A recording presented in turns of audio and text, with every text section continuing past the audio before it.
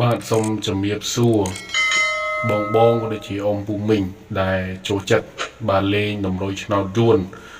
នៅក្នុងបណ្ដាញសង្គមបាទ YouTube ទាំងអស់គ្នាផងដែរ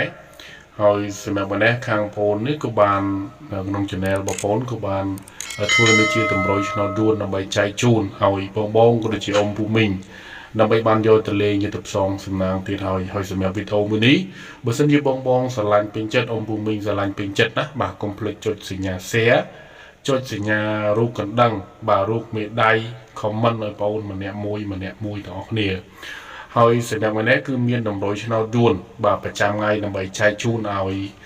បងដូចជាអ៊ំពូមីងដើម្បីយកទៅផ្សងសំណាងលេងបាទសម្រាប់ថ្ងៃនេះទៀតហើយអញ្ចឹងតម្រុយឆ្នោតនេះគឺបងអាចយកទៅលេងបានអ៊ំពូមីង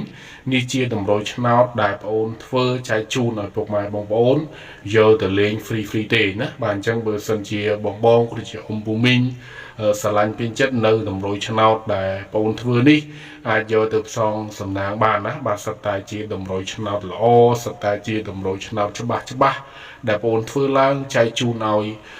អ៊ំក៏ដូចជាបងយកទៅផ្សងសំណាងបាទទាំងអស់គ្នាហើយចំពោះការធ្វើតម្រុយឆ្នោតដែលខាង channel បងប្អូន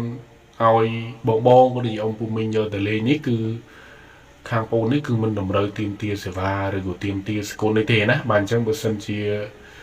ស្រឡាញ់ពេញចិត្តបាទគឺយកទៅលេងទៅណាបាទគឺយកទៅលេងទៅហើយសម្រាប់វីដេអូនេះ